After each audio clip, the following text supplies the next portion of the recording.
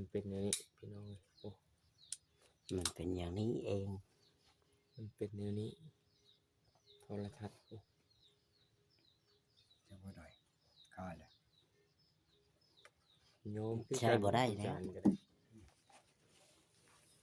นี่ก็เสียบเอาบัตรโอ้ยดึกจวดออกมาสิได้เสียบเอาติดต่อภัย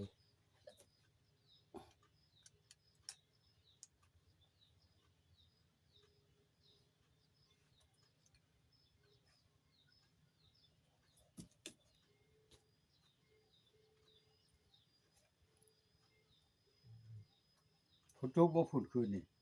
ฝนบ่นะบ่มีฝน ผลบ่ได้ตก บ่มีจุดนั้นขนาดพี่ตกมื้อนั้นยังบ่ได้ตกได้อยู่บ้านเฮา มื้อนั้นไหน แม่น เอาแหละ จะว่าฝนแห้งๆมื้อนั้นน่ะอันฟ้ามัน มาตกเอาอยู่แต่ในนี้เนาะซั่น ตกแต่แถวนี้เนาะฝนดีเนาะแถวกุดแขแถวนี้ค่ะ โอ้ยมันก็คือกันแหละ บ่ได้ตุจานเอ้ยแถวนี้ไถให้ไถนาหยังแล้วบ่ได้ไถหุดอยู่ในบ้านเฮายังบ่มีไผ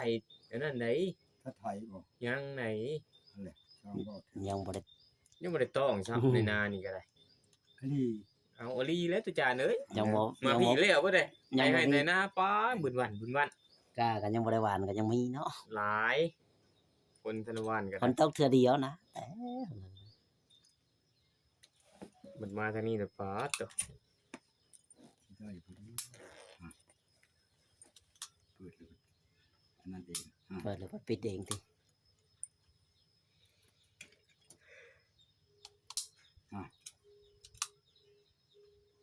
ย่ำบ่ได้ดอกประตู บ่ย้อนดอกย้ำได้แหละ คันบ่ตัวใหม่พอบัดนี้ บ่ได้ดอก บ่ได้อยู่แล้ว เดี๋ยวละเลาะ พอมันดิดกลับไปกลับมาอยู่ก็คือเก่าหาแล้ว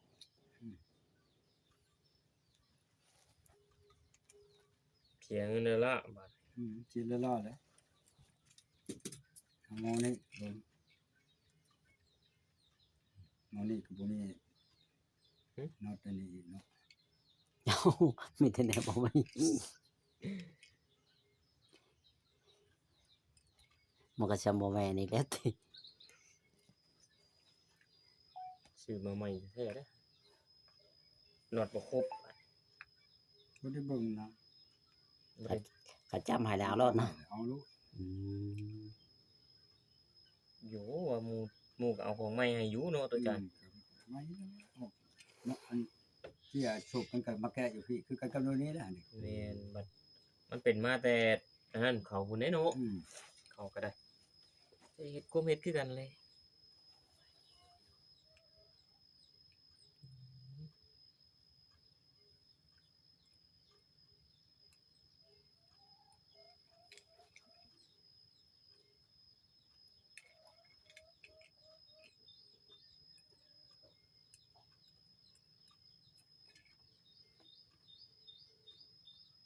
ลูกดูก่อนครับ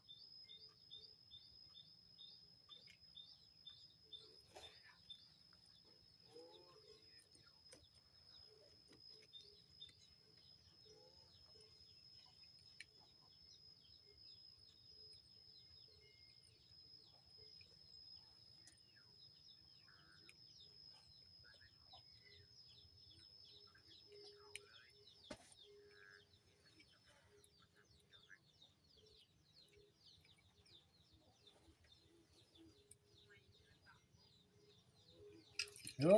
เฮ้ย เลิกไปจากแนวเฮ็ดแล้วเนาะประตู เดี๋ยวเวลาแล้วพุ่นจะได้บาดนี้ โอ้ย เดี๋ยวนี้จะไปให้บัดเดี๋ยวนี้ตัวนั่นน่ะ ต้นน้อยน่ะบ่ ตัวด้านสั่นน่ะจังโดนใส่ จักแล้ว ออกมาบิดอยู่ได้เอาไปทิ่มไม่ใส่ คือบ่เห็นจะปลาคนอื่นก็จัก จังว่าแล้วป้าใช้ก็บ่ได้ไปใส่ มีหยัง ตอนระบิดน้อยเราได้เห็นบ่ บ่ได้น้อยแล้วนี่ขู่มันนี่ครับมันดำมันสั่นกว่านี้จนเป็นปานนี้นะ อยู่ไส คือบ่เห็น จังว่า คือว่าไง บ่บ่จ้อย อยู่เป็นปะนี่ใช่ เป็นบ่ตัว แล้ว เจ้าก็บ่ได้ย่างไว้ทางใด ตอนบิดก็เสียบัด เป็นปะนี่ดิปะนี่ใช่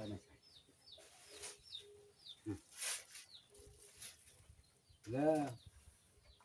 อยู่ใน อยู่ในเฮือนแท้ๆที่ เออ มีหันมาต่อ ตัวไปสายไปเฮียนี่ใช่ แม่มันนำนะพี่น้องเอ้ย สมองแล้วนี่ ในห้องกองบ้านดูก้อน มีของแท้พี่น้อง เลี้ยงต่อบ่ เรียงต่อ จะเบิ่งแม่เอาให้เห็นแม่นำแหละบ่บ่จ้อยยา มันลง จะยาเด้อบ่จ้อย แล้ว เฮ็ดเจ้าหันอยู่ มาหมดเลย บ่เห็นนะประตูจะปะบ่ลืมเลยนะฉันเราจะไปบิดแต่ว่าลืม ปะนี่ใช่ก็เห็นแล้วสมองหมดเลย ตัวอย่างที่ ก็เอาแต่มันทันได้บิดแต่เก่านะ อืม เดี๋ยวตัวกระหล่องดอก กำลังต่อคุณ กำลังออกแบบ ทุกคนกำลังซ่อม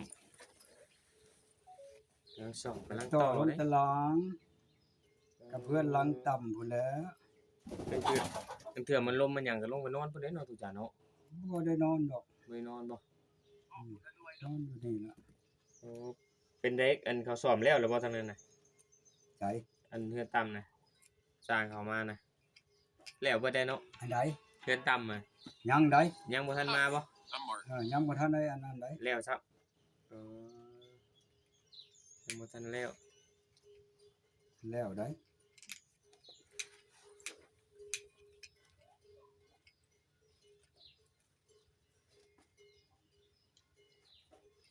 กำลังต่อกำลังซ่อมพี่น้องเอ้ยต่อของแท้น่ะแม่นอยู่พี่นี่อันนี้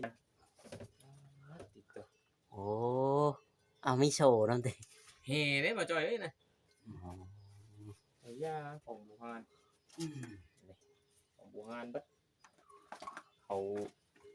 กวางเขามั่งอยู่นี่เบัดติดตัว ก็กวน เขากวางแล้วคุณน่ะเห็นบ่นั่นก็ได้ ใช่ นี่ไอ้ลูกเสา แม่นมันไม้ เอ้าเขากวางตัว ประตูเราไปหาชักกวาบพี่น้องเอ้ย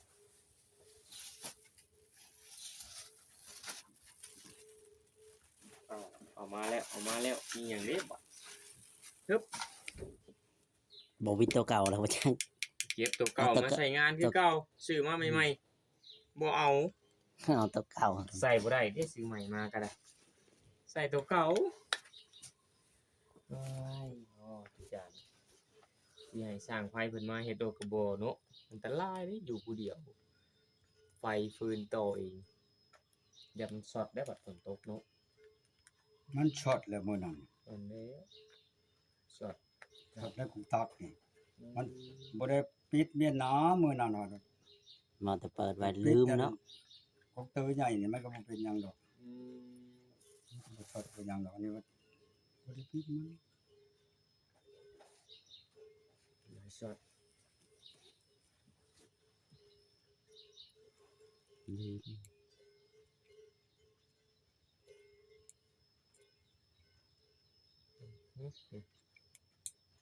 แต่คนโหมดสร้างเนี่ยซ่อมบ่ได้เด้แปลงบ่เป็น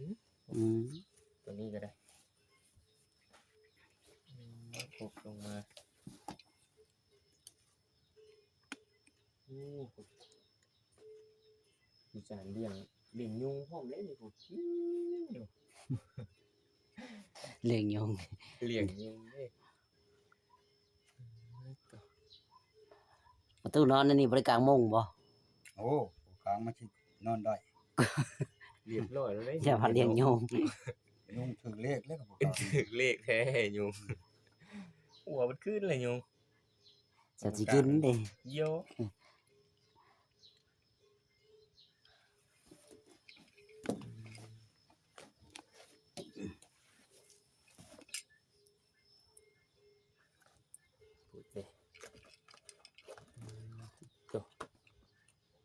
คืนนี้บ่ได้กลางได้คืนนี้อัน ยุงบ่หัวใส่ช่อยอีก หมู่มานอนนำคืนนี้บ่ได้กลางได้ มันกลางมุ้ง เขา เล ก็ ย บ่ได้กลางเปิดกันพัดลม เออ 2หน่วย เกิดพัดลม2หน่วยเป่าเลยเนาะแตก ใส่ ขึ้น บึน อยู่ ของเช่านี่ก็เสียอันเสียไผแพงอะลีเดือนนี่ แพง เท่าไหร่ตุจาน 60ปลาย67 60อันนี้ล่ะ69นะ 69,000 69,000 โอ้ ที่เช่านี่ ก็ค่าไฟขึ้นเด้ตุจานเอ้ยเดือน 50นี่แหละ ค่าไฟมันสิแพงขึ้นกว่าเก่าอีก อยู่ไทยคือกันบ่ คือ ๆ กัน คือกัน คือกันเบิดอัปเดต เป็น ค่าไฟ แต่เฮา ขึ้นแพงกว่าเก่าค่าไฟฟ้า เดี๋ยวแล้ว69 เจ้ายังว่า60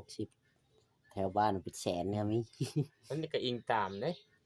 อิงตามผู้ใช้เด้ นี่ตาผู้เช่า แม่นใส่หน่อยใส่หลายกินฟืนกินไฟ เสียร้ายอันนี้นะ แม่นเส้นอันนี้ตู้จานได้เปิดพัดลมตู้เย็นสากแบตโทรศัพท์ซื่อๆเนาะ หลายอันนะ ใต้ไฟอืม ใส่แต่ไผนี่ก็สิบ่หลายดอก แม่น เทิงน้ำเทิงในเทิง ไหลน้ำไหลหยัง สังหลายอันหลายอย่าง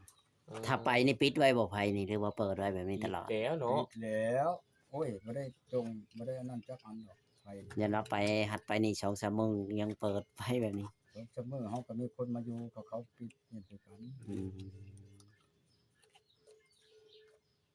ผู้ปิดผู้เปิดคือกันนี่แหละ2-3 มื้อ มันปิดบ่ได้ได้ไฟนี่มันช็อตเห็นบ่แต่เฮาอยู่ก็ยังช็อตเชิญเป็นเฮาหนีมันเฮ็ดแต่เจ้ารู้แล้ว โอ้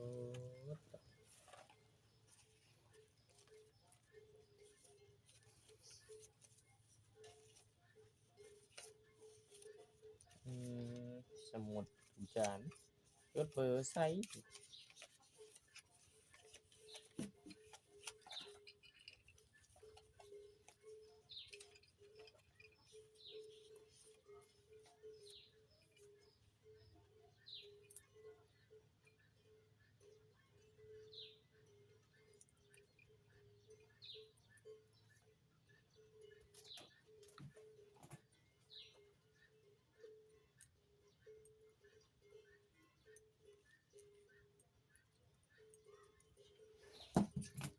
อืม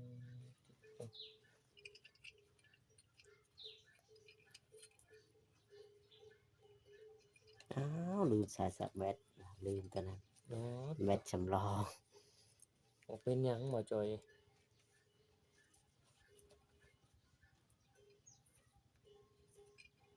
แบตที่หมดแล้วก็สิไป เหลือ90แต่แวดสิเบิดบ่จอย อืม ยอมจะบ่จอยอยู่พอแบตก็ได้อืม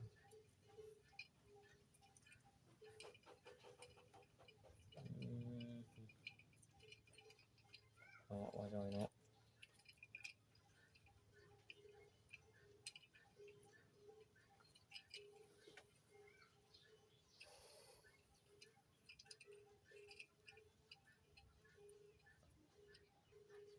เช่านี่ก็ชุมมันปากช่องนะครับเมื่อแต่จะเช่าพุ่นเมื่อเข้าบ่ทันชุก เหมือนแต่เช้าเลย เมื่อกินอยู่บ้านอยู่น้ำโป่งมาฉันเข้าไปเนาะตามแล้วเข้าบ่ทันชุกก็เมื่อ เรา แล้ว สิมากินอยู่หน้าโป่ง น้ำโป่งก็เมื่อ ตามใจเลยเนาะ ทำใจหมู่แล้วเอ้ย ตามใจหมู่แล้ว มาก็ เออ บ่ แต่ เป็น ควา เฮาม สะ ว่า ดวกเด้ สิมากินข้าวกินน้ำมันก็ธรรมดามันก็กินเฉพาะจังมื้อโอ้มันสิแดด โอ้เพิ่นจะมาแต่เช้าแม่มันแดด เมื่อเท่านั้นแหละ เดินทางไปเช้าก็ฮอดไว้เนาะ โอ้ฮะเมื่อแต่เช้านี่ก็มีแล้วบ่าย2หรือ3จังได้ฮอด คุณแม่ไก่เนาะ ของมันปากช่องแดนนาวพุ่นแม่นปากช่องอันนี้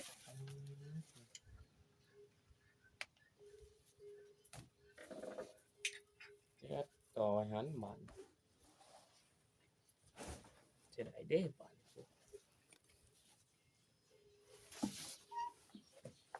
คิดเสียวแท้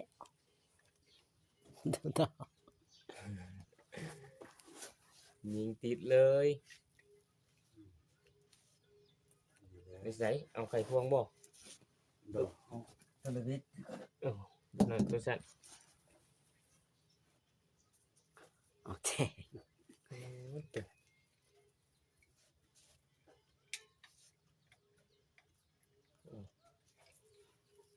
ตันลาย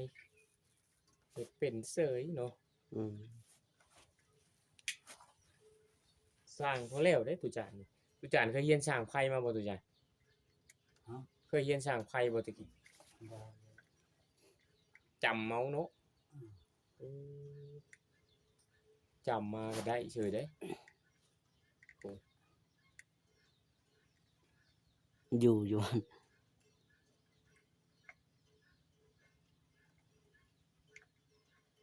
เฉยแล้วก็นิ่นใจอ้าว เอาอยู่เนาะ บ่อยู่ซะ บ่ จะได้เด้บัดไปแล้วพี่น้องเอ้ยเพิ่นสิเฮ็ดจะได้บัด ไปเติมพลัง เอาน็อตใหม่บ่เอาตะปูมันตอกใส่เลยบ่บัด กูไว้เป็นหูซะก่อนแล้วเฮาจะเอา โอ้ เขาหมายเลยนี่ดิ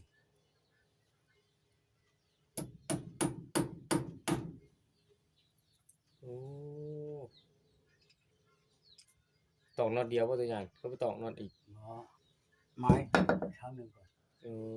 หายตัวเดียวกิน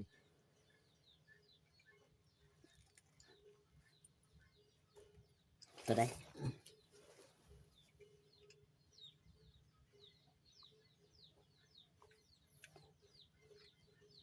อ๋อติดต่อโหดตอกต่ำเขาเลยหมายไว้ว่ะจ้ะ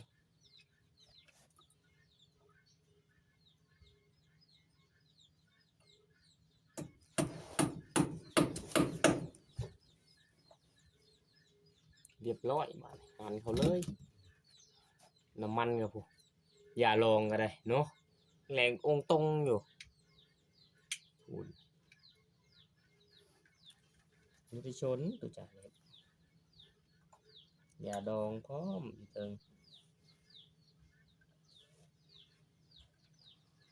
อืม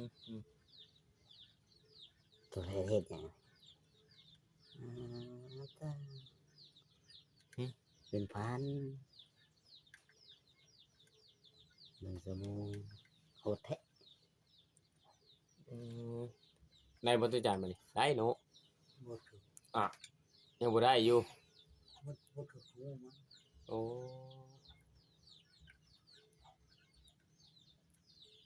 ยอยากช่วยอยู่แต่ว่าบ่เป็นได้ตัวจานเด้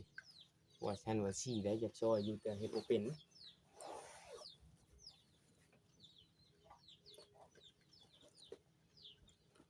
อืม แต่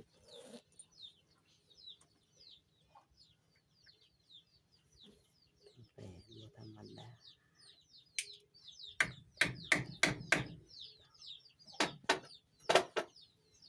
อืมเรียบร้อยบาด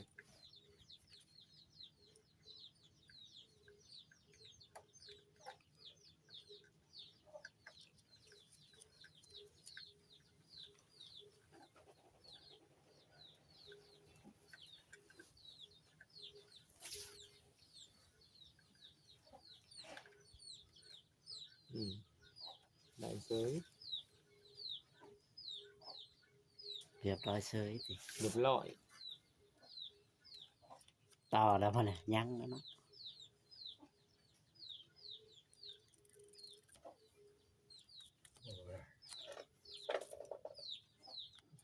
ยังบ่ได้อยู่ได้พี่น้องเอ้ยใกล้ก่อนลุกขึ้นแฮงกันโยกเอาได้ย่านเพิ่นตอด ของแท้ สมาชิกทุกอย่างสมาชิกเจ้าเล่นน่ะตอนมันที่ตอดวีใช่มันอยู่ บ่ได้ว่าจะตุจาน วีอ่ะ พอแพนก็ป๊อบไปนำบ่ทัน ท่านอยู่แล้ว เจอของแท้ อืม